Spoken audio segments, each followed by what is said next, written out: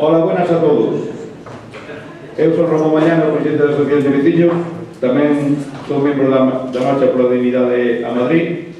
Como sabedes, hai un tren que está reservado, o que queira anotarse, que se anote na mesa, o que se anote nos correos electrónicos que están postos na página. En principio, agradecervos a todos a boa vida e a asistencia. Eu creo que é un compromiso de todos, non só asistir aos actos, que é importante, comprometerse polas causas e apoiadas. Os vou a presentar ao principio os que van a intervir. A intervención máxima para cada un é de 10 minutos. E despois non vai haber preguntas porque non vai haber tempo. Ao final, só cumplir.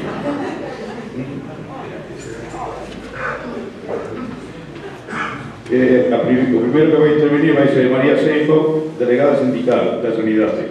Segundo, Elena Gómez, presidenta da Federación Provincial das APAs da Coruña. Xosé Manuel Portela, da CUT. Mónica Camaño, actriz. Héctor Tejón, activista social. Diego Cañamero, portavoz do SAT. Moitas gracias e vamos a empezar.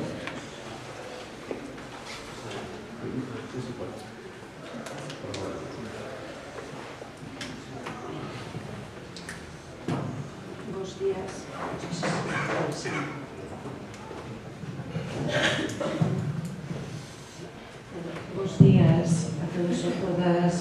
Gracias aos membros das marchas pola dignidade por ofrecernos ao sector sanitario unha oportunidade de trasladarvos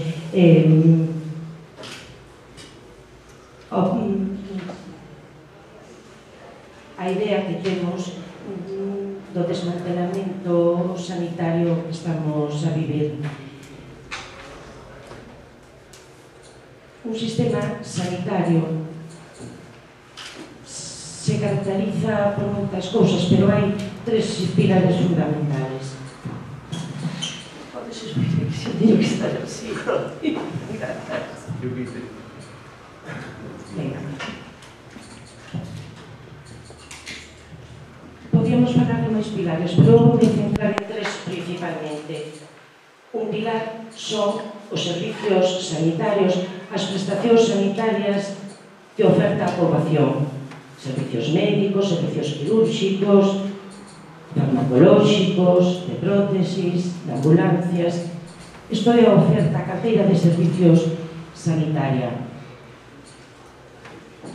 Outro pilar sería quen é o proveedor destes servicios sanitarios. Se os servicios sanitarios se prestan desde o ámbito público ou desde o ámbito privado. E o terceiro pilar, o máis importante, quen ten acceso ao sistema sanitario. A grosso modo, podíamos falar de que o sistema sanitario galego e por extensión o sistema sanitario español se caracterizaba por uns servicios sanitarios e por unhas prestacións sanitarias de amplia cobertura, deficitarios, faltaban todavía moitas cousas para incorporar as carteiras de servicios, sobre todo desde o aspecto social, desde o aspecto odontolóxico. Digamos, non era unha cobertura do 100% das necesidades sanitarias que tiña a población, pero podíamos falar de un sistema sanitario de amplia cobertura e de unha calidade excepcional. Isto sí que podíamos afirmar.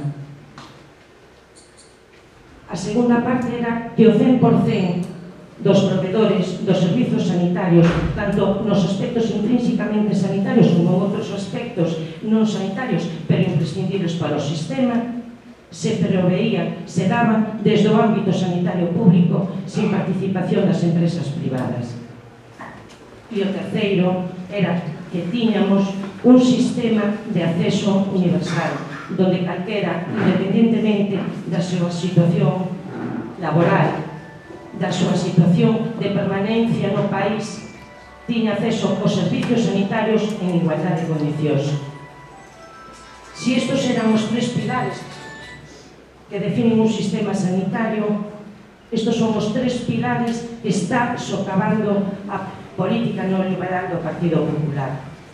En canto a prestacións e asistencia sanitaria, leva a cabo unha política de recortes en todos os ámbitos, en personal, en oferta de servicios, en prestacións farmacolóxicas. Eu, para facelo pragmático e fácil de ver, vos vou a contar o que pasa no día a día da comarca da Coruña. A situación en urxencias é todos os días de un hospital de campaña, con enfermos amoreados, familias pegadas unhas a outras, nunhas condicións infames. As camas que tiñamos, cada día se pechan as camas, se pechan servicios enteiros de medicina interna, se pechan quirófanos, retrasándose ciruxías no Brau, e non me refiero a ciruxías menores que non poden ter un impacto pequeno na saúde da poboación. Se están pechando quirófanos para operacións de cancros de mama, de cancros urolóxicos. Esta é a situación. Desde o ámbito sanitario, cando empezamos a vivir os recortes, falábamos, eu penso que de unha forma timorata, de que había unha merma, unha mingua na calidade asistencial. Hai que ser moito máis claros e sin co pudor que nos pode dar os profesionales sanitarios, decirlo así, por non trasladar ou por trasladar alarmismo ou por facer que a xente deixe de confiar no sistema. Xa non se pode falar de merma de calidade, estáse falando de merma de seguridade, de que está en xogo a saúde da poboación. Porque as listas de espera non significan só a angustia de que eu este esperando a que me solucionen un problema, e que mentras eu espero que me fagan un diagnóstico, que me fagan un tratamento, a miña saúde e o meu pronóstico está comprometido. Teríamos que incluir aquí tamén, nos tiñamos financiado polo sistema unha parte que financiábamos cada un de nós, como eran os medicamentos, pero había unha parte de financiación completa, como eran as ambulancias, as prótesis e as ortoprótesis, os medicamentos acrónicos que eran de aportación reducida, e estaban financiados os fármacos aos pensionistas. Sabedes que introduce unha tras outra fórmulas non de copago, sino de repago, castigando vilmente os sectores máis vulnerables e indefensos da poboación. Porque o que este repago supón a cada unha das persoas, que son persoas enfermas, que, polo tanto, polas súas características, xa van a ter uns ingresos máis disminuídos e van a ter uns gastos máis incrementados por mor da sociedade, é o máis vil, porque para o sistema os ingresos son mínimos, non supoñen ningún impacto, pero son de unha crueldade inmensa para quen lle ten que facer frente. A segunda parte é a privatización do sistema. Todo o noso sistema estaba, os proveedores eran públicos. Nos levamos anos aventando que, acabado o gran negocio do ladrillo, as grandes aseguradoras, as bancas, iban vir a por nós. Somos un sector que varía a inversión entre un tercio e un 25% dos orzamentos públicos. Está claro que para eles somos un nicho de negocio. E ao largo do Estado español van intentando distintas prácticas, desde unha privatización brutal pola brava, que lle saliu mal en Madrid, e aquí, como xa debían de desaventar que non iba a salir ben, optan por outra opción e van privatizando todos aqueles sectores susceptibles de xenerar negocio, de meter aí a súa zarpa, pero que non alertan á población. Vámoslo facendo polo calado, polo miúdo, polo baixo, e mentre seguimos dicindo que somos os grandes defensores da sanidade pública e que o presidente da nosa xunta se pon ao frente. Van privatizando desde a central telefónica. Sabedes o problema que están a vivir moitas persoas maiores que non son quen de coller unha cita porque sale o chisme do aparato e falen e non entendo. É dicir, é unha cousa absurda e mínima, pero que ten moitísimo impacto porque nós temos unha poboación moi maior. Privatizan electromedicina, privatizan todo o sector de mantemento. Cando son incapaces de dar servicio, porque é imposible, porque non teñen esa capacidade, pero eso xenera moitísimo negocio, xenera moitísimos cartos. Privatizan unha central de compras, tiñan ali uns terreos baldíos en Negreira e dixemos, que podemos facer con isto? Pois aquí vamos a centralizar todas as compras. Ahora, desde os hospitales, precisamos que nos envíen sueros de determinado tipo, daquelo non teñen, mandan un parecido que teñan. É un desastre. Van a ir polo miúdo, desgranando. E isto é a parte non sanitaria, pero están empezando para a sanitaria tamén. Van a privatizar os servicios de esterilización, que son servicios claves en un hospital. Non se pode falar de cirurxía se non se fala de esterilización. Eu xa podo ter os equipos cirúrxicos de maior vanguardia da asistencia, que se non teño un equipo de esterilización que me garantice que non vai haber infeccións, estou condenada ao fracaso. Privatizan agora a esterilización. Se vos fixades, van privatizando todo aquelo susceptible de negocio rápido, de cartos fáciles e de moito orzamento. Isto, que problema vai a ter? Que cantos máis cartos vayamos destinando a todo este sector non sanitario, menos cartos nos vai quedar para a inversión estrictamente sanitaria. Xa remato e o deixo de último, inda que tiña que ser o primeiro, pero o deixei por final porque me parece o máis grave de todo. O noso sistema, e era algo que tiñamos a gala na nosa sociedade, tiñamos un sistema de acceso universal. Isto quería decir que calquer persona, pobre, rica, muller, home, negro, blanco, en paro, non en paro, tiña acceso nas mesmas condicións que calquera a asistencia sanitaria. Calquer persona na rúa que tuvera un problema era levada a urxencias e se precisaba unha cirurxía cardíaca se lle iba a practicar. Despois, ao mellor, devolvíamolo para o seu país de orixen se era un inmigrante irregular, como di, pero a asistencia era a mesma. E iso é o máis grave, e o que xa non só os condena a eles como políticos, nos condena a toda a sociedade se o permitimos. Seremos unha sociedade indigna se permitimos que a asistencia sanitaria non sea igual para calquer cidadá ou cidadán que pise que este con nós en este país.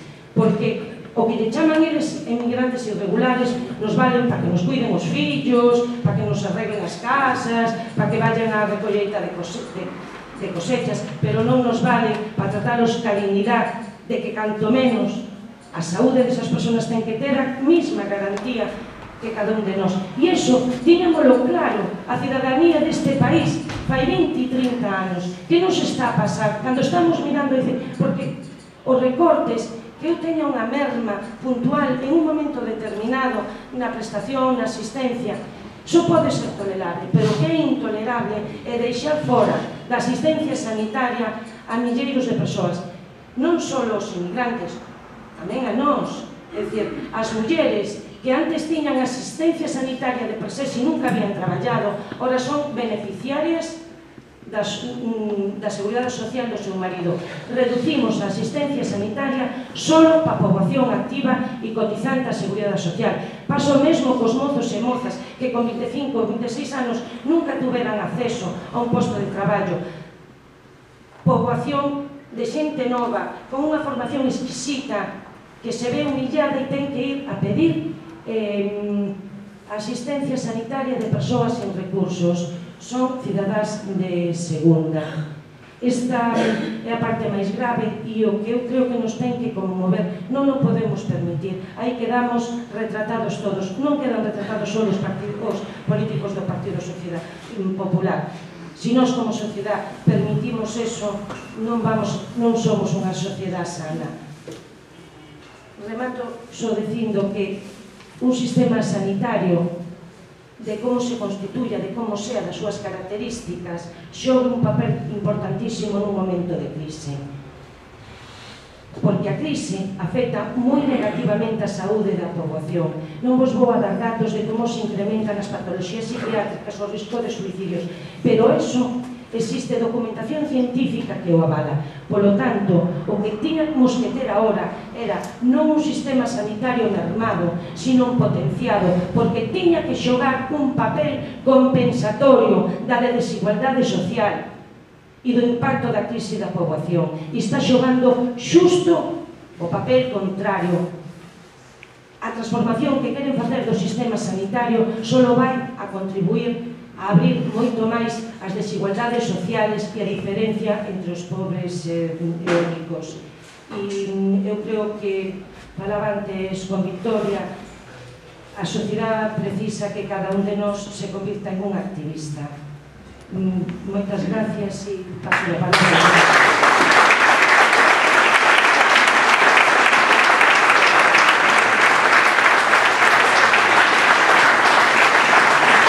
Muchas gracias, María Asensio.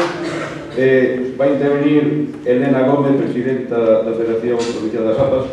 Por favor, respetar un poquinho o tempo, porque se non nos vamos moi longe e depois non temos tempo para todo. Gracias. Sí, bueno, bons días a todos e a todas.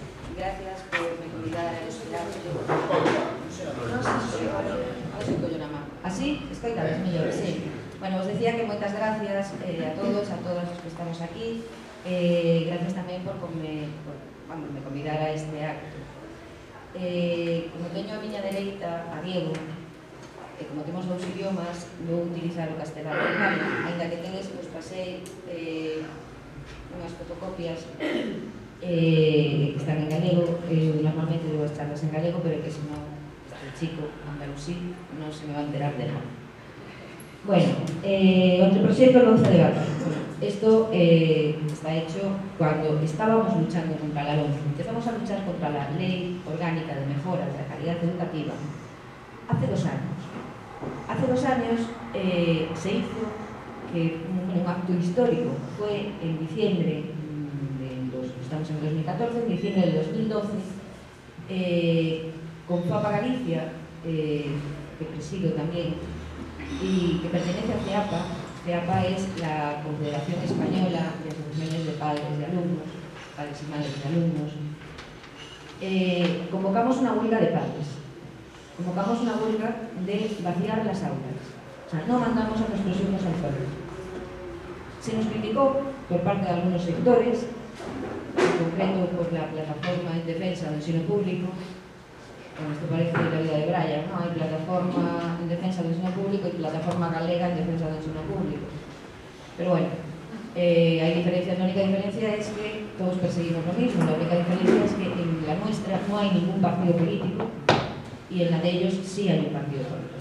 En la nuestra hay representantes de familias, representantes de trabajadores de la enseñanza, grupos de renovación pedagógica, bueno, movimientos de renovación pedagógica, y está IESGA, estudiantes y el sindicato de estudiantes.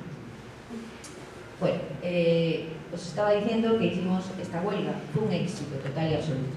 Nos acusaron de que estábamos utilizando a nuestros hijos como moneda de cambio. Nosotros no lo veíamos así. Entonces fue una huelga de padres y madres. Fuimos nosotros y no fue a coste cero, porque sabéis que tenemos muchas cosas que hacer, que muchas veces decimos qué bien están nuestros hijos en el colegio. Trabaje o no trabaje yo, me deja tiempo para hacer otras cosas, ¿no? Me da cierta independencia. O sea, la huelga no nos costó, o sea, nos costó pues, llamar a los abuelos, nos costó a lo mejor gente hasta contratar una persona que se quedara con ellos. Bueno, como digo, llevamos 2 años luchando contra lo que era un anteproyecto que en diciembre de este año ya está en el BOE, ya es una ley. Aquí os ponen 2 borradores, o ella se a competitividad. Después hubo más. Yo cada vez que aparecía uno nuevo, ya decía, por favor, estudiarme otro no, estudiarme otro no.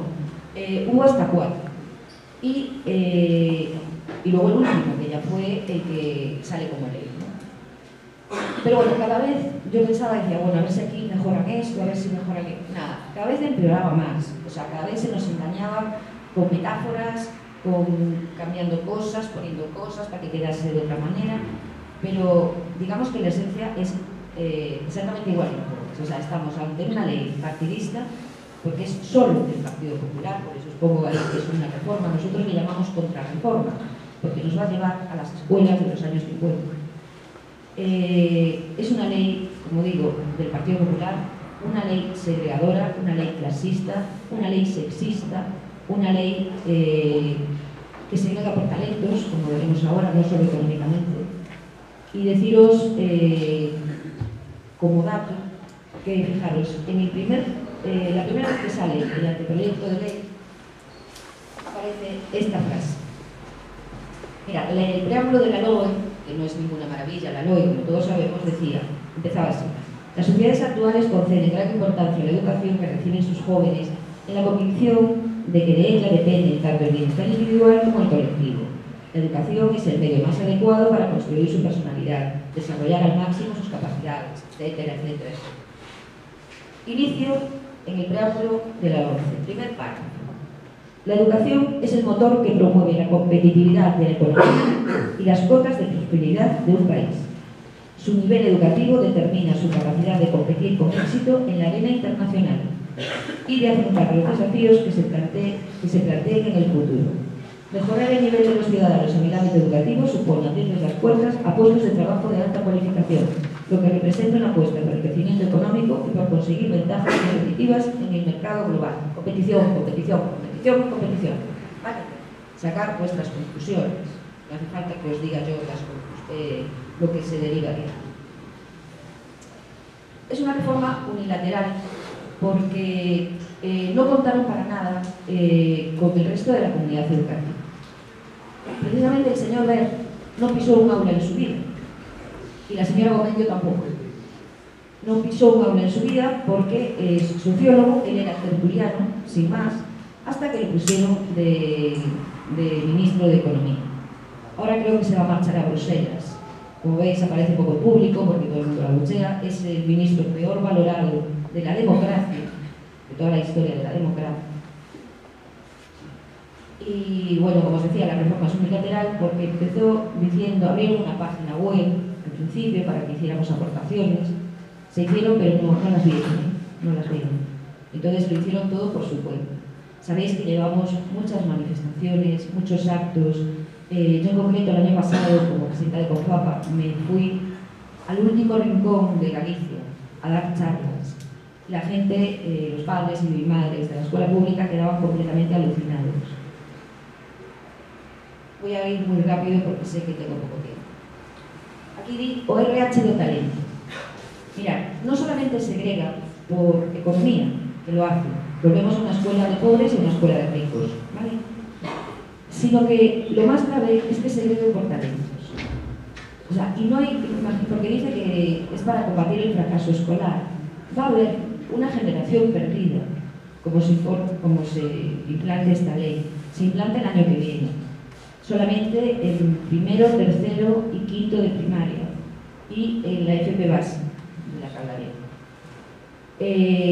Esperamos que en el 2015, que es el año que viene, como hay elecciones, no tenga mayoría el PP, porque los demás partidos, salvo Convergencia y Unión, que acepta financiar colegios que segregan por sexo, o sea, colegios del Opus y de los Legionarios de Cristo, el resto de las fuerzas políticas o de los grupos parlamentarios se han comprometido a derogar la ley.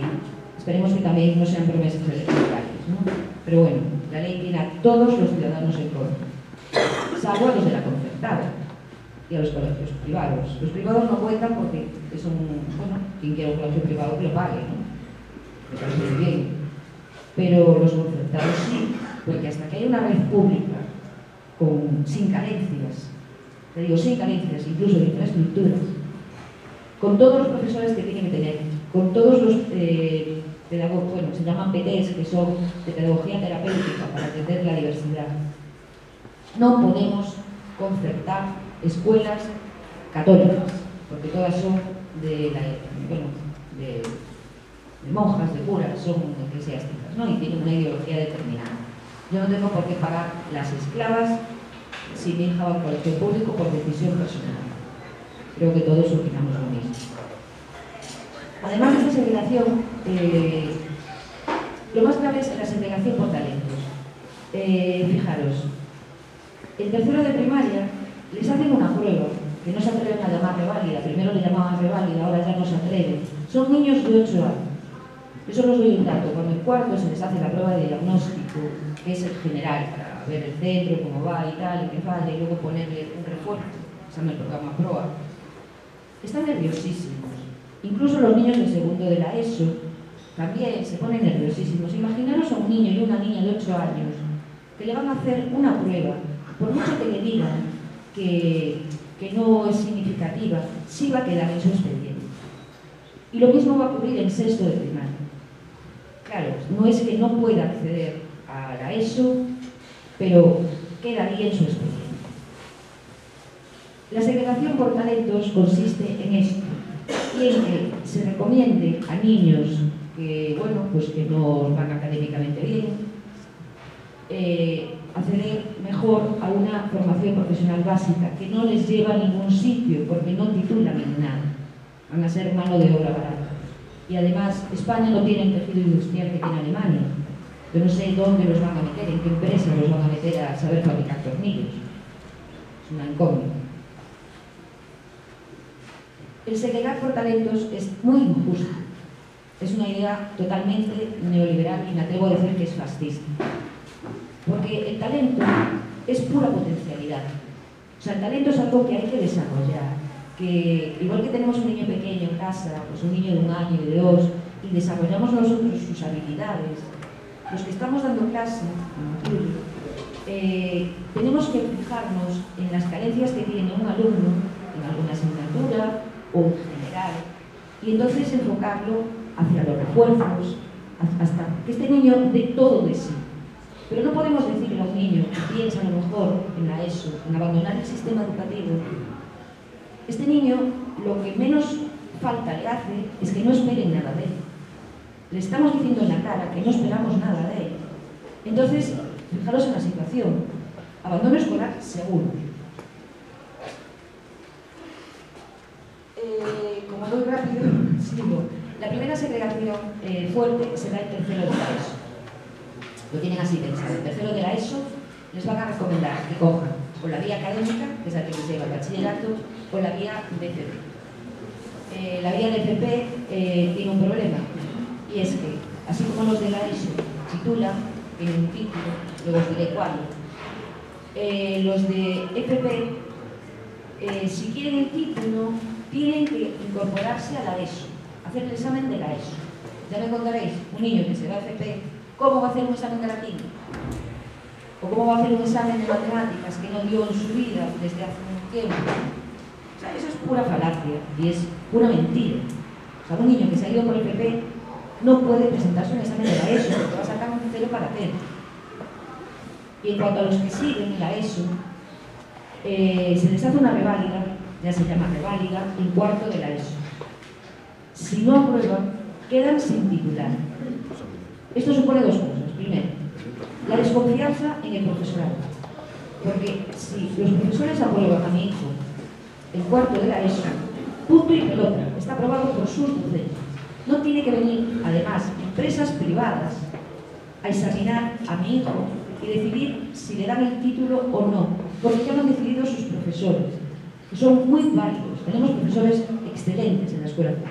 Hay de todo, en todas partes, ¿no? Pero yo lo conozco bien y sé que hay muy buen profesorado. Imaginaros además las familias, ¿qué hacemos con un niño de cuarto de la ESO que tiene 15 años en casa? A ver, ¿qué vamos a hacer? Pues... Elena, por favor, cuando pueda vaya terminando. Sí. Es un problema social. Es un problema social. Porque hasta que se presente una nueva realidad no puede ser. Y lo mismo pasa en segundo de bachiller. En segundo de bachiller han suprimido la selectividad, la suprimen. Y entonces, también, yo tengo un niño en segundo de bachiller, y lo apruebo, o sea, está aprobado por sus profesores, le hacen una reválida, tiene un mal día y queda sin titular en segundo de bachiller. Como el mismo problema que teníamos en cuarto de primaria. En cuarto de la ESO. ¿Qué podemos tener? Generaciones perdidas, futuros delincuentes, futuros consumidores de tóxicos. Dejo la pregunta, claro. Por último, todo esto responde, como decía, a una ideología neoliberal y el único consenso que hubo fue con la Conferencia Episcopal. Estaban deseando cargarse la asignatura de Educación para la Ciudadanía, sin haber leído un solo libro. Os invito a que los leáis, los que hay, porque es una asignatura súper importante, donde los niños además manifiestan muchísima participación, cuentan cosas, incluso en Educación para la Ciudadanía se detectan casos de acoso porque lo cuentan. Son asignaturas pues, como la filosofía, que desaparece. Todo lo que haga pensar no lo quieren, ¿no? Y lo sustituyen por valores éticos en primero, valores éticos en la ESO y valores sociales en segundo. ¿La idea cuál es? Poner una asignatura fuerte, una asignatura de estudiar, para que la gente se vaya a religión. Porque cada vez hay menos niños en religión que serán alternativos. Esta es la... Y por último, pretende que en los consejos escolares los padres tengamos un papel. Bueno, el consejo escolar pasa de ser el órgano de máxima decisión de los centros a ser un órgano meramente consultivo, donde los padres vamos a tener menos participación. Y lo último, y termino, porque sé que me está pasando el tiempo, me tengo en marcha, por eso lo digo así ahora. Fijaros, el director ya no lo eligen los consejos escolares, el director es puesto a dedo por la administración, ya sabemos de qué cuerda va a ser el director, ¿verdad? Y él es el que puede elegir profesorado, incluso puede elegir de la lista de interinos, no este no lo quiero a este, coger a gente de su ideología, de su cuerda, y eso no lo vamos a consentir. O sea, seguimos luchando contra la LOMCE. Este año tenemos ya en marcha un proyecto de insumisión contra la compra de libros. No se van a comprar libros de tercero ni de quinto de la ESO. Se están firmando en los consejos escolares que no cambien los libros y vamos a seguir con los bancos de libros que tan beneficioso fue para las familias el año pasado. Y seguimos ahí, luchando, manifestándonos y mandando, pues...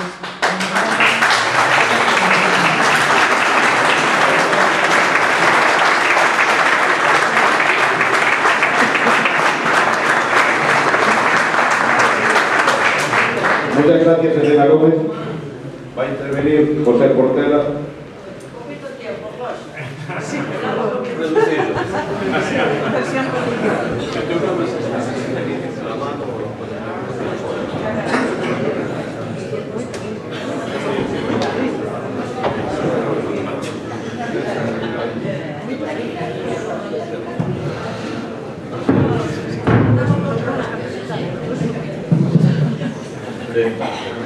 Eu vou a ser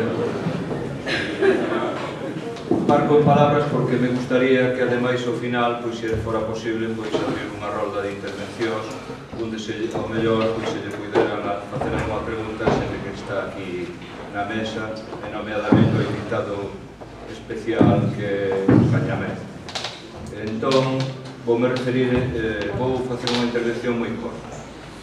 Decirvos que seguramente xa o sabedes moitos, que no século XIX xa Carlos Marx escribiu que os gobernos non son máis que os consellos de administración da burguesía dominada. Esta aseveración hoxe podese dar como certa e verídica. Seguramente vosotros tamén esperabades que, como ven un sindicalista, vai a falar da reforma laboral, da precarización do emprego e demais. Non vou facer eso porque entendemos desde o noso sindicato que hai que globalizar a situación e marcarse unha política directa contra o sistema. Os sindicatos de clase e clasistas como o noso temos que ser a punta de lanza contra o sistema capitalista. E nese sentido, pois, tratamos de facelo desde a nosa órbita e desde as nosas capacidades. Os sindicatos de clase temos que trascender as consignas e as dinámicas que poden ser, en certa medida, pois que tenden a consensuar para ir directamente contra o que vos decía, contra as bases do sistema. Neste sentido tamén os militantes e os dos sindicatos como o noso temos que trascender a nosa actividade nas empresas e nos tallos para ser e convertirnos tamén en axitadores sociais. Neste sentido, compre tamén que fagamos e facemos unha laboura de activación a nivel social para que a sociedade no seu conxunto se posicione directamente do lado da clase obreira e das persoas que peor o están pasando nas situacións actuais. Por este motivo, apoiamos e participamos activamente nas marchas internacionalistas do día 22 a Madrid, das marchas da dignidade, porque entendemos que estamos no camiño de iniciar e de facer o que en definitiva pretendemos, que non é máis que a revolución. Tamén temos que dicir que neste camiño, nesta actividade e neste activismo que despregamos a nivel social, recordarvos que o día 6, o vindeiro día 6, está convocada unha concentración pola paralización das obras da Mariña, ás 20 horas no sitio onde están as obras. E ali nos volveremos a ver todas e todos, se tedes a ben participar, que é o chamamento que vos fago.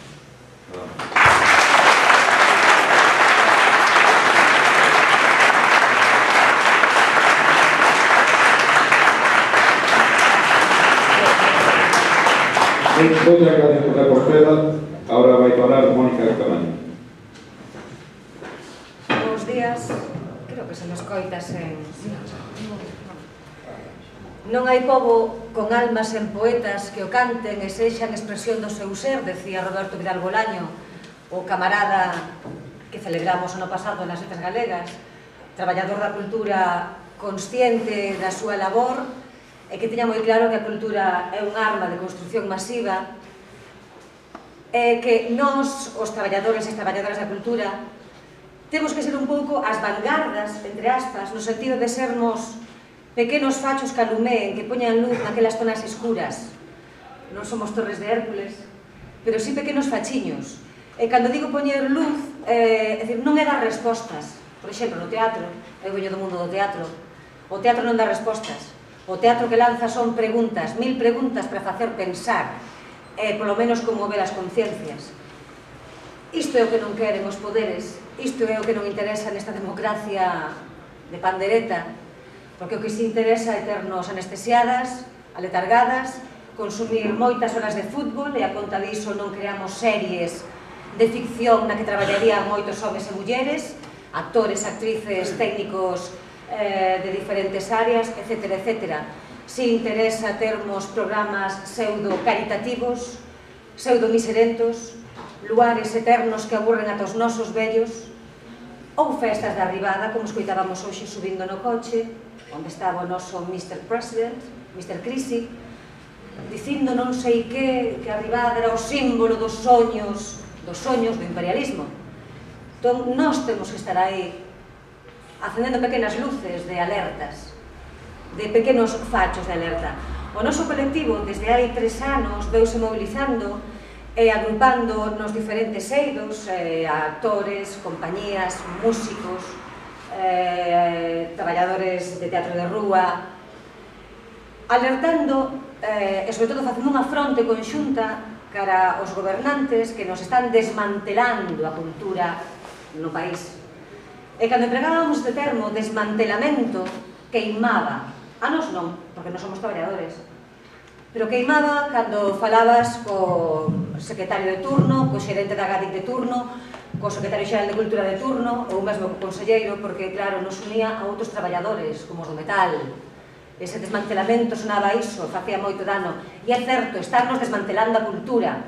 Estarnos desmantelando a cultura igual que están desmantelando o ensino, igual que están desmantelando os dereitos sociais, os dereitos dos traballadores, dereitos que foron conquistados ao longo de anos. A cultura deste país, a cultura que estaba asentándose profesionalmente e bebendo da comunidade, levaba construíndose desde as épocas de Manuel Lourenzo, de Roberto Vidal Bolaño, levaban 30 anos de construcción. Estaba ainda erguendo o seu edificio, e ainda ben non está erguido o edificio, estámoslo arrombando. De que xeito? Pois tendo uns recortes brutais do 50% ou ata o 100% porque desaparecen programacións. Somos subvencionados? Sí.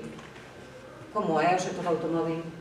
como son as empresas aéreas, como é Zara para construir barcos, etc. Claro que somos subvencionados, pero a subvención non vai directamente para nós, a subvención é para que a xente, o público, a cidadanía poida acceder á cultura con liberdade e en democracia. E liberdade e en democracia quer dicir que teña todo tipo de eventos culturais a súa mano.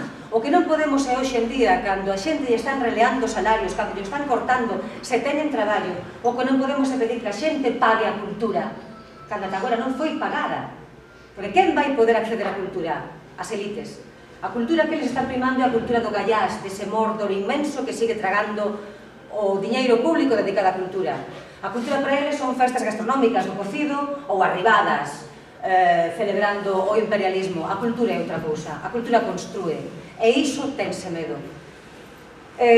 Nós non podía ser de outra maneira, como traballadores e traballadoras, temos que estamos coas marchas da dignidade. E estaremos o 22 de marzo en Madrid, que en poida, eu non ese día teño actuación dos poucos días que traballamos aquí cerca en Oleiros, convídovos, os que non vaiades, o resto ide a Madrid. Non estaremos presentes alá algúns, outros sí, pero estamos animando a que a xente responda. Hai que ir, temos que xuntarnos, temos que facer unha fronte común. É a única maneira de salvarnos.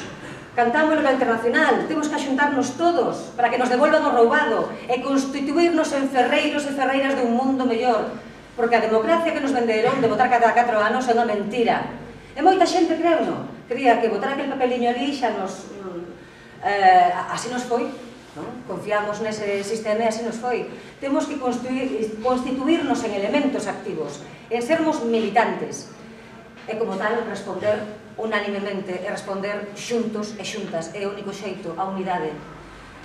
Desde o sector da cultura estáse movendo tamén unha acción a maiores para acoller as marchas, que é o manifesto, que se me permitides, léolo como peche xa.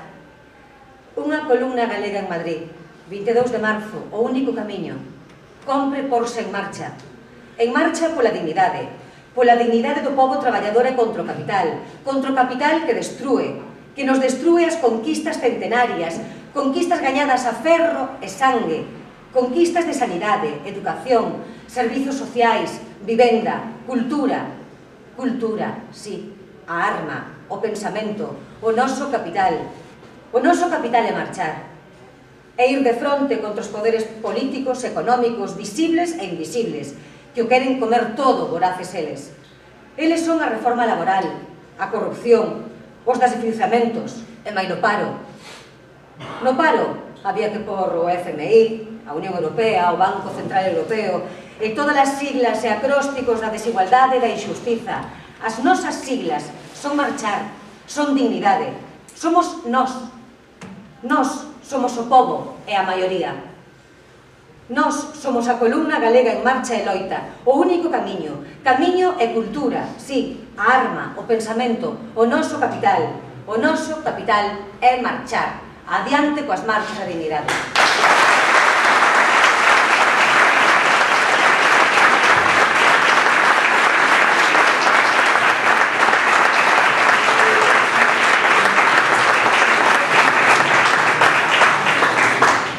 Gracias, Mónica. Ahora vai intervir Héctor Tejón, activista social. Gracias. Hola, buenos días. ¿Se escoita? Mínimamente, sí, ¿no? Bueno, estou aquí nesta mesa, realmente non diría que está, porque todos vimos escoita a Diego Cañamero, non? Entón, moi rapidamente, simplemente, este evento faise en logo do 22N, non? Eu creo que o 22N en Galicia, se preferides Galiza, ten que ir a conquistar España. Nós temos que mostrarnos en Madrid. De feito, as nosas rúas, os nosos barrios, son xa, sempre o digo, as nosas ágoras, o lugar onde conquistamos, o lugar onde falamos. E por que estou dicindo isto? Porque moitas veces, non nesta charla concretamente, pero moitas outras charlas falase moito dos delitos que nos rouban. Claro que nos rouban, pero que aquí a realidade é outra vez distinta. No sistema capitalista, que hai que dicilo moitísimo máis, non se vai chegar nunca a un final feliz. A saída non ten que ser da crise, a saída ten que ser deste sistema,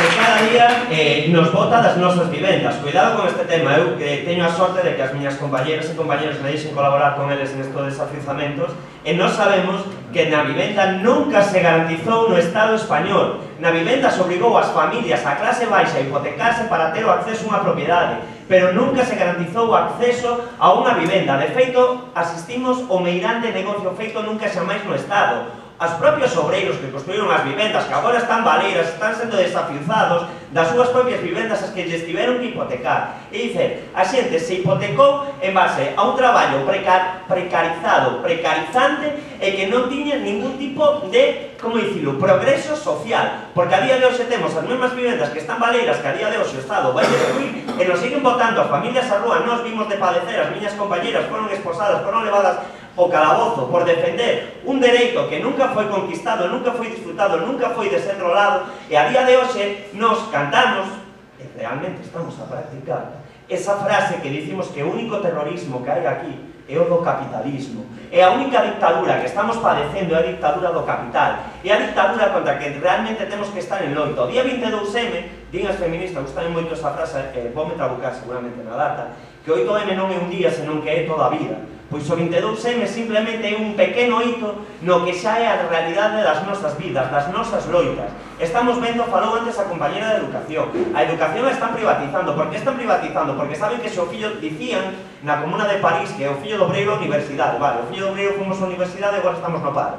Estamos precarizados, estamos excluídos. Teñen medo que o fillo do obreiro vai á universidade porque logo somos o músculo intelectual, somos a xente pensante, somos a xente que está loitando día tras día, e nos dá igual que nos veña a policía, nos dá igual que dentro do Estado nos chamen fascistas, porque non somos conscientes que estamos de verdade. Estamos vendo como as nosas compañeras lles están legislando os corpos. Chega o Estado, é dicir, o Estado non nos garante benestar, non nos axuda simplemente a desenrolarnos equitativamente, igualitariamente. Que va? Ven a legislar os nosos corpos, porque todos somos o corpo social. Non é unha cuestión só das mulleres, como se suele decir desde el patriarcado, desde el machirulismo. Non, claro, como abortan ellas, non, mire, non abortan elas. Eso é un ataque directo á dignidade de todas as persoas. Que o Estado se meta a legislar os corpos e non se meta a garantizar no benestar. En estos desafiuzamentos estamos vendo o que está pasando con iso, o benestar en servicios sociais. Estamos acudindo a servicios sociais, todo precariado, todos os parados. Estamos vendo como os traballadores do público, tamén chamados estigmatizadamente funcionarios, non saben, non teñen idea das competencias que teñen que empregar para desenrolar este benestar. Estamos vendo, como dicía o compañero Xosé, como no túnel da Marina vanse gastar 50 millóns de euros, cando nós, as pobres, porque somos as pobres as que temos que facer esta loita, e hai que dicilo máis, e non hai que ter vergoña do que somos as pobres, as excluídas, as que facemos esta loita. Estamos indo a eses servicios que nos pagamos porque eses cartos son nosos, eses medios son nosos, están a nosa disposición, que non nos criminalicen, e moita xente está vendo como os tratan como unha auténtica merda, falando en plata. Ti vas aos servicios sociais e te dicen, non, mira, es que hai xente peor. Como que hai xente peor? Ti, dende logo, pagando 35.000 euros anuais, dende logo que non estás peor. E para dicirmo con total desprezo. Entón, a día de hoxe, nos temos un desgaste non diario, como estar nas rúas a todas horas, ser altofalantes das rúas, somos altofalantes de nos mesmos, somos un propio canal de comunicación, pero que se non saímos ás rúas, se non loitamos polo que nos roubaron, por aquilo que nunca tivemos, porque para roubar trae algo realmente tiveche lo que ter, pero que realmente nunca tivemos nada. A única garantía que tivemos foi a nova forma de traballo que houve nos últimos 40 anos, que era o esclavismo remunerado. É dicir, dende o feudalismo se dixo a xente, non, mira, un esclavo non produce, non é rentable, que hai que darle un esclavo para que produce e sea rentable, un salario. Entón, dándolle un salario, le chamamos traballador, e así temos uns traballos que son o que son, que a día de hoxe está a lógica instaurada de yo por menos, é dicir, a ver quen pode traballar por menos, como estamos vendo as ofertas laborais, que son contratos en práctica, que o único que te garante unha alta seguridade social para tratar de disfrutar dun sistema de pensións que ninguén vai disfrutar, nosos pais que levan traballando 40, 50 anos, que viven excluídos, que viven coa amenaza do xa famoso da puta merda da reforma laboral, saben que probablemente o sistema de pensións polo que estiveron loitando, polo que pelexaron, non vai a caecer. Imaginádesnos nos que o mellor tenemos que chegar a unha estancia de vida de 120 anos para poder ter acceso a algo tan básico como unha pensión. Cando a día de hoxe nin sequera temos garantizado o noso vivir diario, é dicir, o sistema, as necesidades básicas a alimentación, a sanidade, a educación, a vivenda, sempre foron privatizadas, sempre serviron de negocio do Estado, sempre foron o negocio do capital. Aquí a única loita verdadeira é a loita anticapitalista, e hai que dicilo máis, hai que perder o medo. Non queremos este sistema que nos martiriza, que nos esclaviza, que nos sataniza. Por iso, o 22M, alén de siglas, alén de partidos, alén de sindicatos, Galicia vai estar en Madrid. E vamos a estar en Madrid berrando que nos representa e que vamos a luchar hasta conseguir a nosa oportunidade que nos robaron durante estes anos. Moitísimas gracias por estar.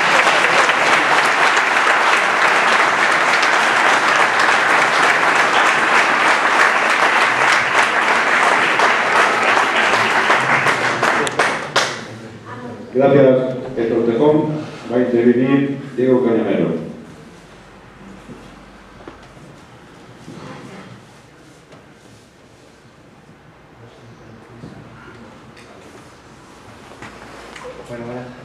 Buenos días, buenas tardes.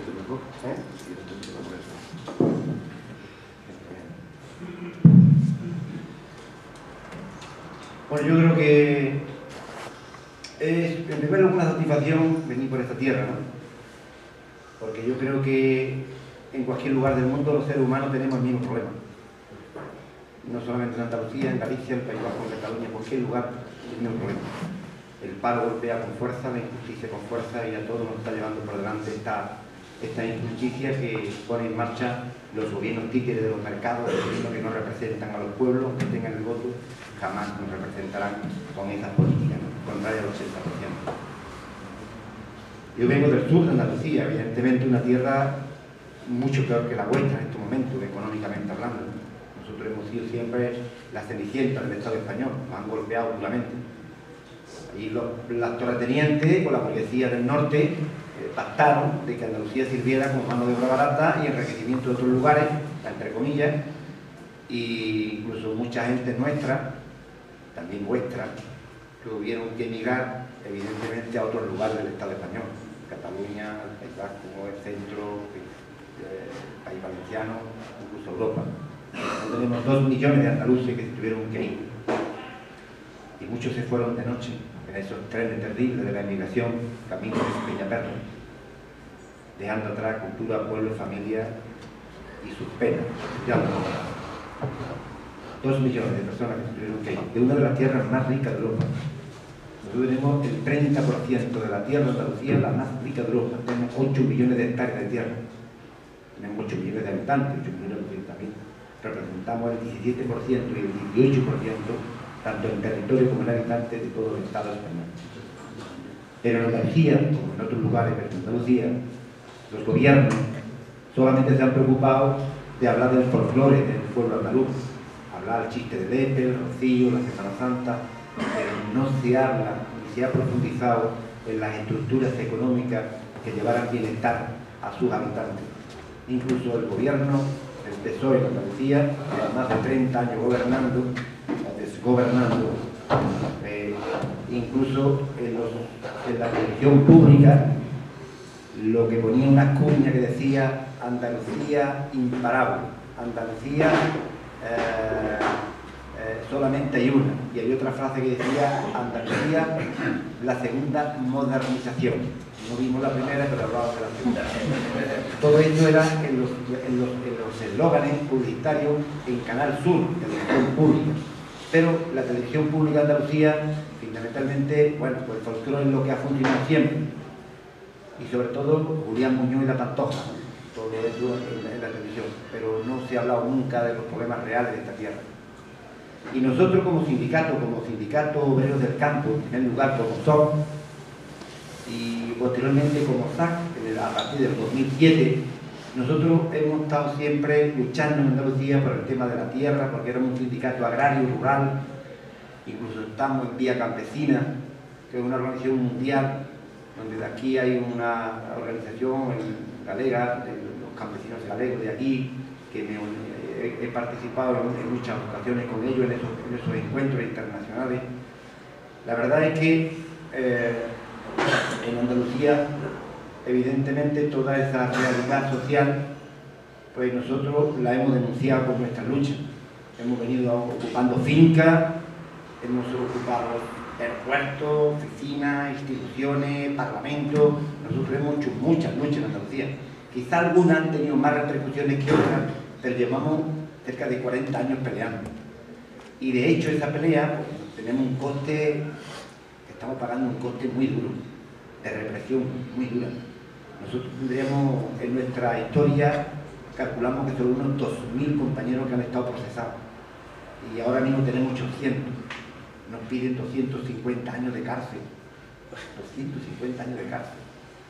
Pero nosotros no hemos robado nunca un céntimo, ni lo hemos llevado a un paraíso fiscal, nosotros no hemos hecho nada de eso. Pero nos piden eso.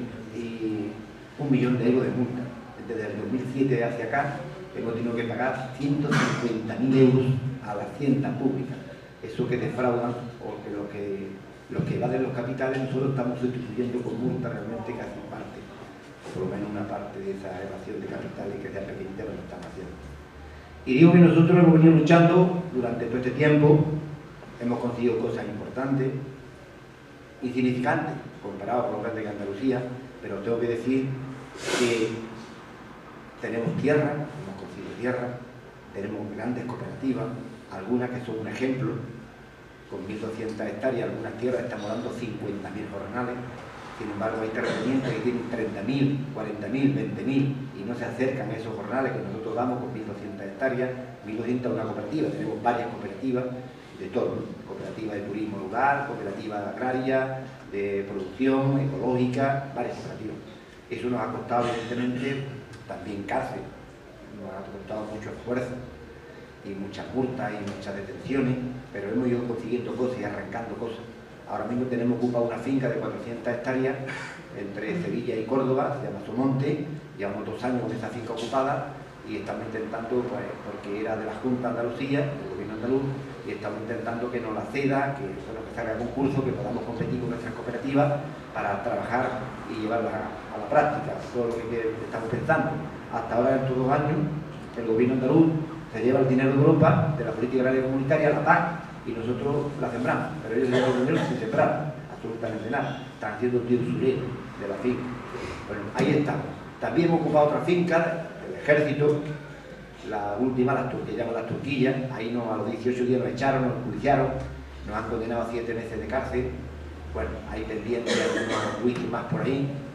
Os tengo que decir que yo personalmente me declaré insumiso judicial hace 3 años por no creer en lo que ejerce la justicia, no en la justicia universal, que es así creo, en la justicia que el ser humano piensa en ella, que es la libertad, que es el trabajo, que son los derechos, que es el respeto. En esa justicia yo creo, lo que no creo son en lo que ejerce la justicia, que evidentemente pues, te condenan y te castigan. Y yo hace 3 años me declaré insumiso judicial, me han detenido 6 veces, me llevan a los calabozos, me trasladan a los juzgados, y entonces los juzgados yo lo que hago es que me declaro mudo, yo no hablo. Me piden el carnet, no digo nada, me dicen la huella aquí, yo no pongo la huella, bueno, cualquier cosa. Me pasó una anécdota en una ocasión, en una comisaría, que fue graciosa, porque me dice un policía, ¿da usted la identidad? Y yo no le contestaba. Mientras que no me dé usted la identidad, usted no puede ir al juez a declarar. Y por lo tanto, puede estar aquí 6 meses. Yo le dije, habiendo bocadillo de mortadela, me estamos viendo. Y el hombre pues se fue, insistió, no decía nada. Dice, bueno, pues ahora la voy a destilar. Y dijo, no, yo tampoco como voy a destilar ni una parte. Mis manos se ensucian con la manteca esa. Y bueno, ya al final, después de media hora ahí entrando y saliendo unos y otros, y bueno, pues ha dicho el juez que te lleve a declarar. No hace falta ni porque te conocemos y te cuadras, ¿no? Y había una persona que había detenido conmigo allí a la vera, que por otro motivo, porque se había peleado una pelea familiar o algo, y le dice, ¿da usted carnet? Y no, yo igual que Cañamero. Yo intenté convencer al hombre para que declarara que a ti cuando yo me vaya te traigan seguro. Bueno, cosas como esta. Pero independientemente de eso, yo creo que lo que nos trata aquí hoy, fundamentalmente, es todo el tema de las marchas de la dignidad. Muy importante. Nosotros cuando estalla, o mejor dicho, cuando Rodríguez Zapatero tímidamente dice que había recesión económica y después ya reconoce que había esto de la crisis económica, finales del 2007, 2008, nosotros como sindicato en Andalucía empezamos a golpear realmente a los culpables y de los que estaban causando pues, este daño económico, que eran los banqueros.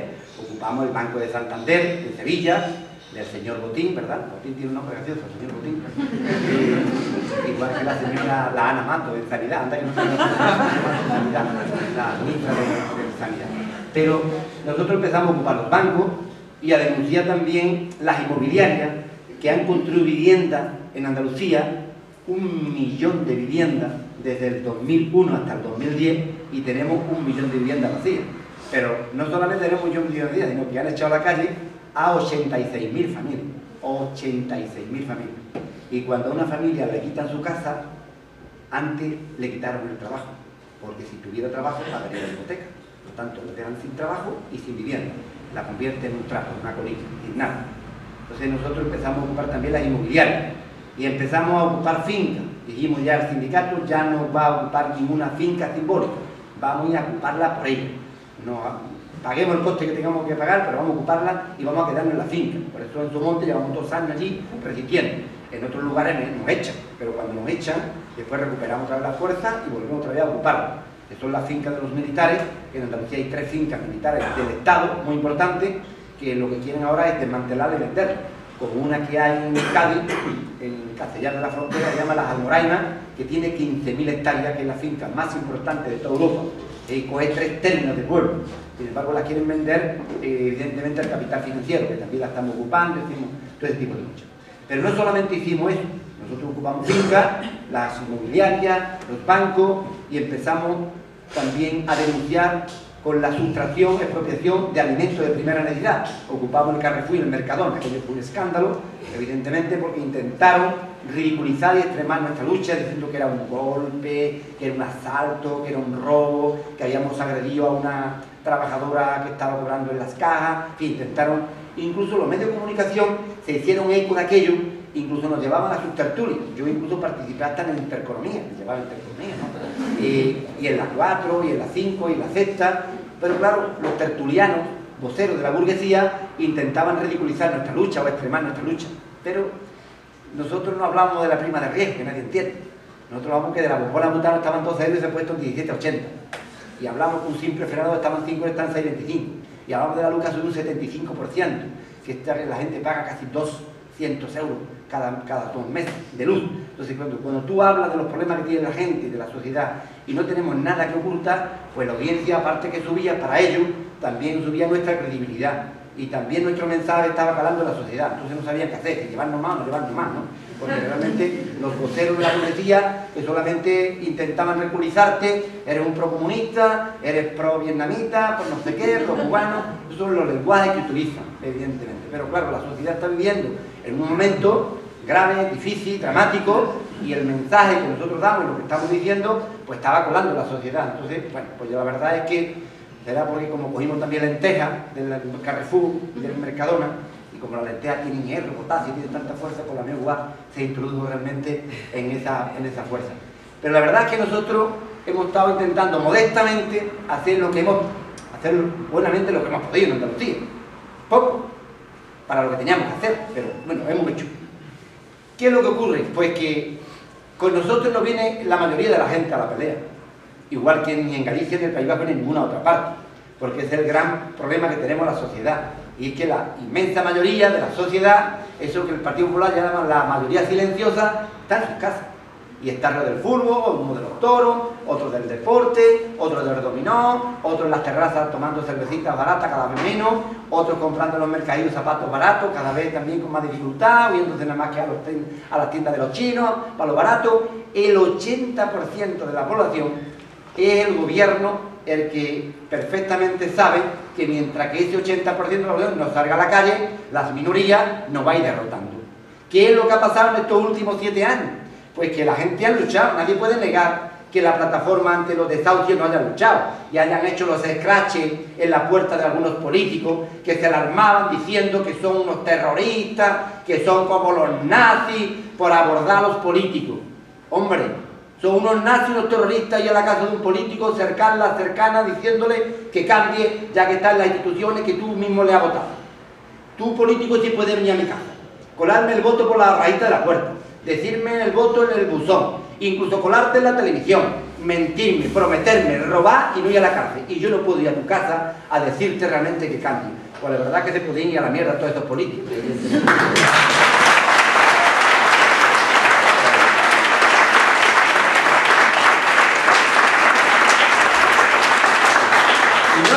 Y es verdad que la gente, no solamente la plataforma contra los desahucios, hemos visto también el sector sanitario, como en Madrid ha conseguido algunas victorias, pequeñas, pero han conseguido algo. Hemos visto el sector educativo, hemos estado viendo a los jornaleros ocupando fincas, hemos visto a los mineros asturianos y en marcha hacia Madrid. Hemos visto que un 20%, no llega al 20%, se ha movilizado, pero el 80% no se moviliza. Y como no se moviliza el 80%, el gobierno del Partido Popular, el gobierno heredero de los que ganaron, dieron golpe de Estado, el gobierno heredero de los franquistas, el gobierno heredero de los que nos dejaron nuestros abuelos en las cunetas, esos que nos están gobernando con la pisonadora siguen aplastando todas las reivindicaciones del pueblo, y no solamente las reivindicaciones del pueblo, sino están retrotrayéndonos con leyes y normas 40 años atrás, como la propia ley de seguridad ciudadana o el tema del aborto, de la interrupción del embarazo. Nos está llevando hacia atrás este gobierno. ¿Por qué? Porque la mayoría de la población no está dispuesta a salir a la calle y solamente peleamos las minorías. Y mientras que no hagamos posible que esa mayoría salga a la calle con toda la dignidad del mundo, con toda la fuerza y con todos los corajes, y esa rabia que tienen concentrada no la ponga en las plazas de los pueblos, en las carreteras y en las calles, no vamos a conseguir cambiar este puñetero sistema. No lo...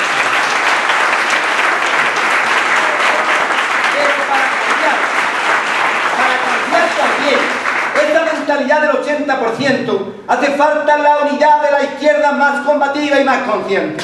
Hace falta la unidad. No es posible transmitir una fuerza moral, no es posible transmitir entusiasmo colectivo ni esperanza si la izquierda no se une. Si todos los movimientos sociales, culturales, los movimientos políticos, los movimientos sindicales no nos unimos para golpear todos juntos con el mismo martillo a ese gobierno que tiene el punzal, que tiene el cuchillo clavado en el corazón del pueblo y en el alma del pueblo. Si no lo golpeamos entre todos, tampoco, si no nos unimos entre todos de arriba, tampoco vamos a entusiasmar evidentemente a los que están en sus casas.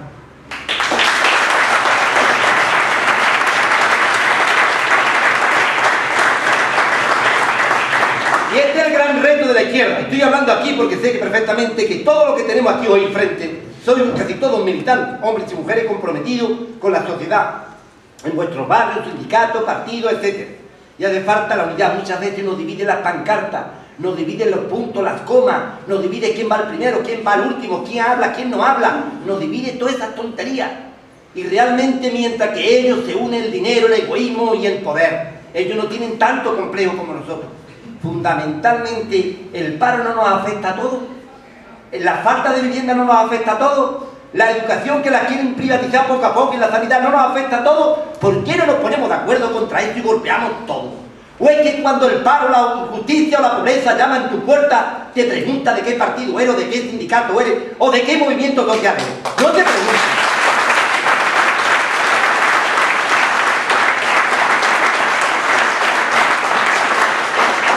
Pregunta y se cuela en tu casa y te hace daño, te hace sufrir.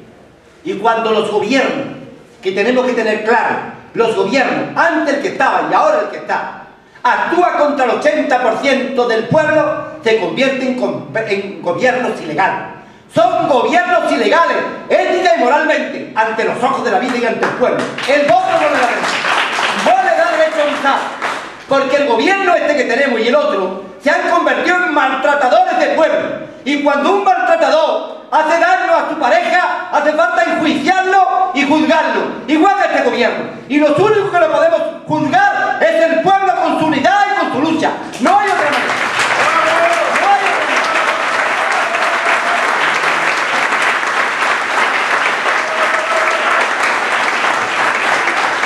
Ustedes tienen todo, o entre comillas, tienen el poder del dinero, de los jueces, la policía, el poder mediático. ¿Qué tiene el pueblo? ¿El pueblo qué tiene? La unidad y su palabra. La unidad y la palabra es lo que tiene el pueblo. ¿Se imagináis 6 millones de parados puestos de pie? ¿Se imagináis que todos los desahuciados se pusieran de pie? ¿Se imagináis que todos los que le han recortado las pensiones se pusieran de pie? Y los funcionarios que le han quitado sus pagas o le han retenido su dinero se pusieran de pie. No podía nadie con nosotros. Eso es la mentalidad que tenemos que introducir en la sociedad. La unidad del pueblo, no en base a ningún testamento ni a la Biblia. Hace falta 4 o 5 cosas fundamentales, y es que son 2 teorías claves, y en base a esos principios tenemos que actuar. La democracia del pueblo y la economía del pueblo. Esa tiene que ser la base fundamental. Los temas fundamentales del mecanismo. Porque la democracia, cuando ellos hablan de democracia representativa, aunque sea representativa, yo cuando voto, o alguien cuando vota al partido que le vote, ¿ustedes creen que algún ciudadano con 2 dedos de frente ha votado para que haya 6 millones de pardos? ¿Ustedes creen que los ciudadanos con su voto han autorizado para que le den a los bancos 200.000 millones de euros? ¿O han autorizado la reforma laboral? ¿O que pongan las pensiones a los 67 años? ¿O que recorten las pensiones? ¿O que quiten el cheque bebé? ¿O que hagan esta reforma que están haciendo? ¿O la ley de seguridad ciudadana? ¿O el tema de la ley del aborto? Nadie con su voto hace eso. Por lo tanto, ellos son unos ilegales. Y el pueblo no le ha autorizado para eso. Y por eso el pueblo está legitimado para quitarle el voto a esos partidos. ¿Y cómo se le quita? Con la unidad, con la lucha, tomando las calles, las carreteras.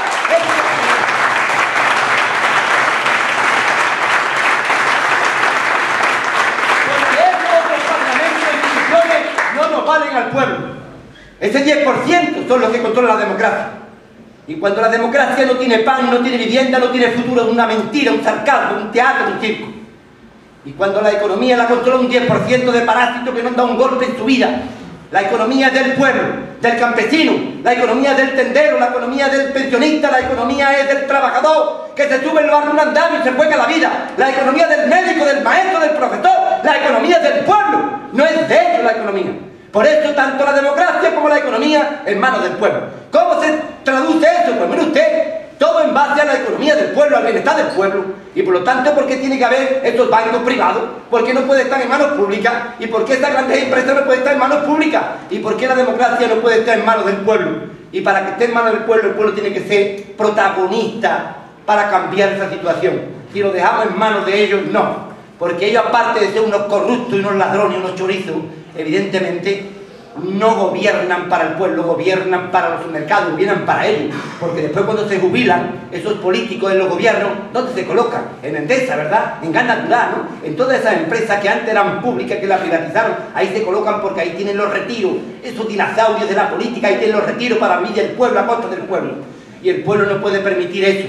El pueblo tiene que intentar por todos los medios organizarse.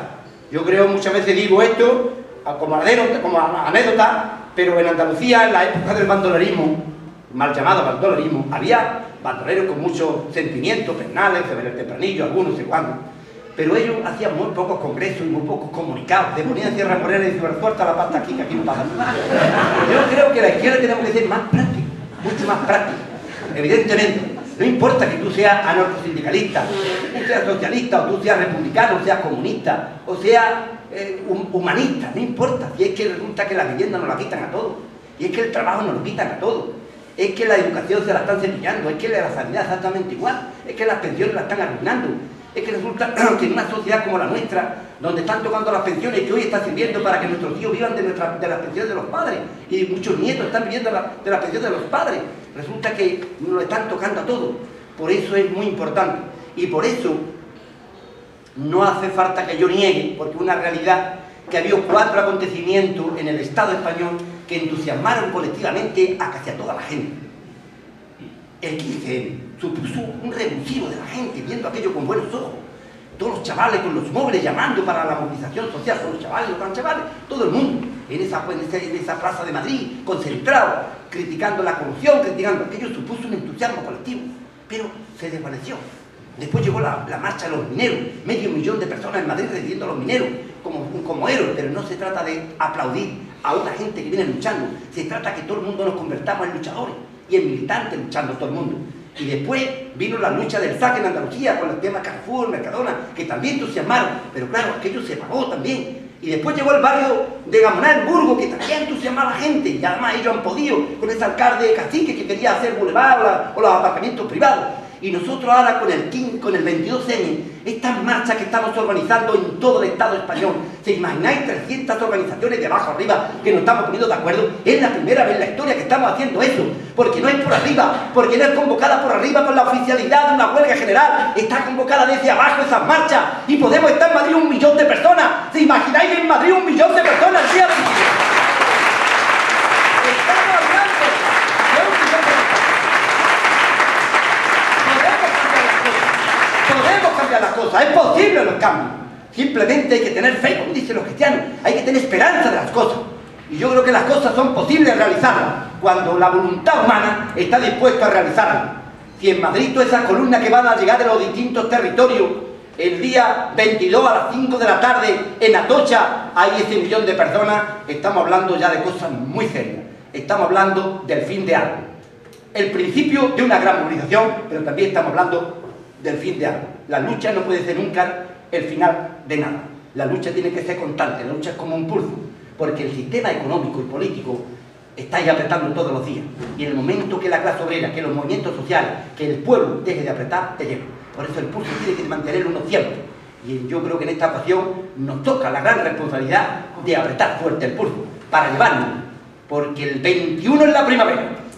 Y este año la primavera tiene que ser del pueblo, tiene que ser de los ciudadanos, tiene que florecer los sentimientos y los corajes y toda esa fuerza del pueblo. Yo creo que es muy importante, nos tenemos que enfrentar al poder. Yo sé que mira que a lo largo de la historia cualquier persona que se ha enfrentado al poder, a estos poderes tan injustos, lo han tratado de ridiculizar o incluso criminalizar. Cuando Gandhi en la India empezó aquella huelga de hambre, pues era el loco de la India, pero esa lucha posibilitó evidentemente el arranque de una gran movilización social de todo ese pueblo, ese país, para que los ingleses se fueran. Incluso, evidentemente, cuando Galileo dijo que la Tierra no era redonda, pues también le dijeron que era un brujo, no sé qué, lo condenaron, da igual en toda la historia. Cuando el camarón de la isla cantaba flamenco, decían los flamenquólogos que estaba desvirtuando el cante flamenco, pero después se reconoció que fue un cantador flamenco de los mejores que ha pasado por toda la tierra. O cuando John Lennon revolucionó la música moderna, también lo criticaron por la historia. Hay que atreverse a cambiar las cosas. Tenemos que atreverse a cambiar las cosas, individual y colectivamente, porque yo creo que nada se hace con la cobardía, nada se hace metido en tus casas. Las cosas se cambian cuando tú intervienes, cuando tú participas. Y yo creo que esa es la gran responsabilidad del pueblo, la gran responsabilidad de la izquierda. Yo os animo, aquí en Galicia, pueblo galego, sí, vuestra sociedad, vuestro país, como vosotros, cada uno la queráis llamar, la unidad es imprescindible. Y sobre todo una cosa, aquí no hay protagonismo de nadie. A nosotros nos dicen, oye, mira, que no es conveniente que tú vayas a la rueda de prensa. Digo, pues no voy. Que no es conveniente que tú aparezcas allí. No voy, no me importa. Me importa la unidad del pueblo, me importa el combate, me importa la unidad, me importa la rebeldía, me importa derrotar la injusticia. No me importa yo, porque yo no soy nada, soy un número como vosotros, por favor.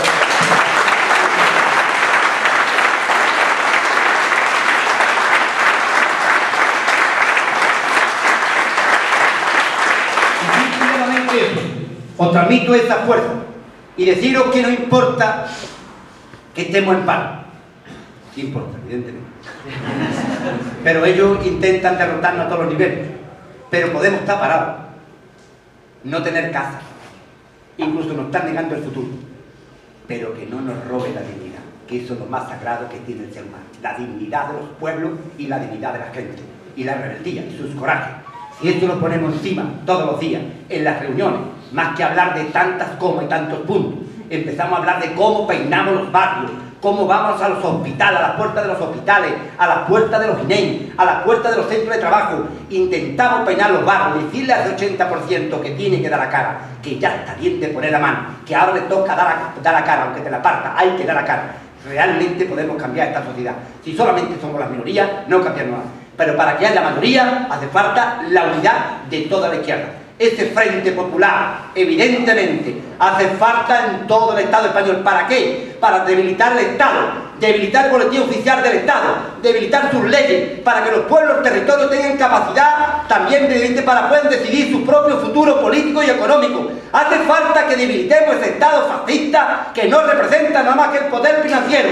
Y para ello hace falta estabilidad. A todos, a esta gran idea, a esta gran lucha del 22M. Os animo a que realmente el 22M estemos allí todos juntos. Muchas gracias y buenas tardes.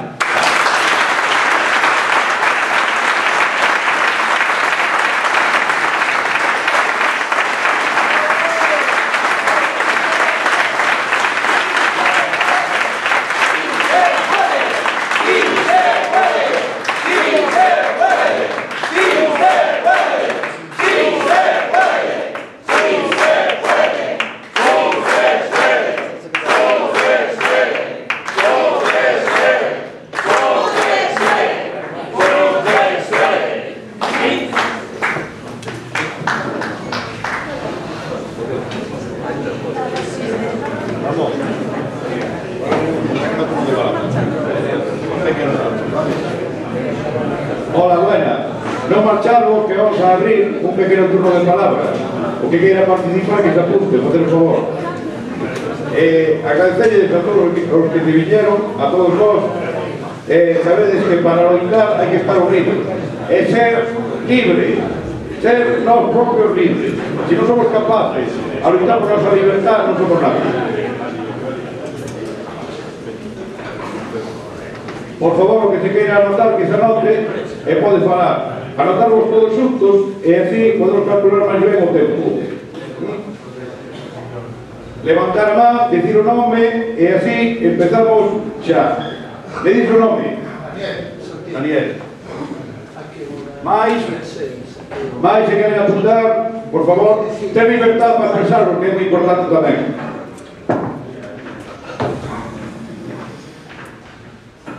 Hola. Hola, Daniel. Vengo desde Ferrol y, bueno, veo mucha gente. Seguramente todos los que estamos aquí seamos gente que estamos concienciados ya, sabemos lo que está pasando, que sí, que muchas veces nos vemos en actos como estos y a veces hay una cosa que nos pasa que es que pensamos que buenos y luego somos todos nosotros. Yo esto lo digo dando lo que comentaba Diego. Tenemos que salir a la calle, tenemos que buscar a ese 80% de gente,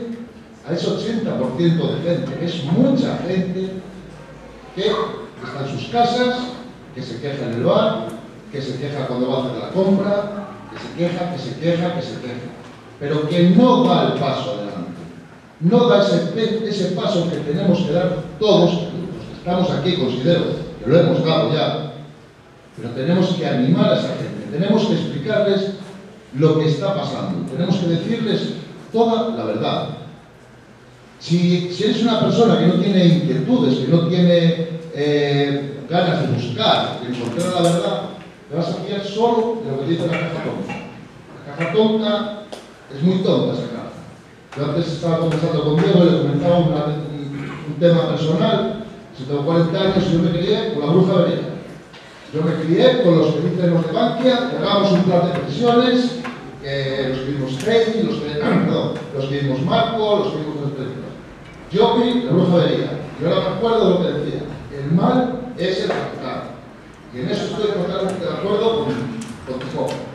Si no derrotamos el capitalismo, si no terminamos con este sistema económico, no salimos de aquí. Saldremos, tendremos una mejoría, tendremos otro ciclo, como dicen ellos, 5, 10, 15 años, el que ellos quieran. Que viviremos bien, nos venderán que es bueno tener un BMW a la puerta de casa, nos venderán que tenemos que ser mejor que el vecino. Pero no arreglaremos nada. Si no terminamos con el capitalismo, no arreglaremos nada. Sobre todo, termino ya, tenemos que luchar por la unidad de las cúpulas, por la unidad de los militantes, pero sobre todo por la unidad del pueblo, y dejarnos de puntos, comas, ismos y demás cosas que al pueblo no le interesan. Al pueblo le interesa pan, trabajo y techo. No quiere otra cosa, no queremos otra cosa, nada más que pan, trabajo y techo, y tener capacidad de decidir sobre nuestras vidas y cómo nos organizamos. Nada más, gracias.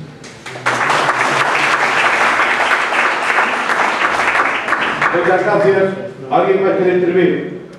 Pois entón, agradecemos a todos a vosa presencia, pero que conste que non é unha despedida, é unha benvida para todos, para que sigamos unidos e loitando por a libertad nosa, loitando para poder vivir todos. Estamos nunha sociedade donde temos que estar todos unidos, sin mirar atrás. Perdamos o medo, non temos que ter medo de nada.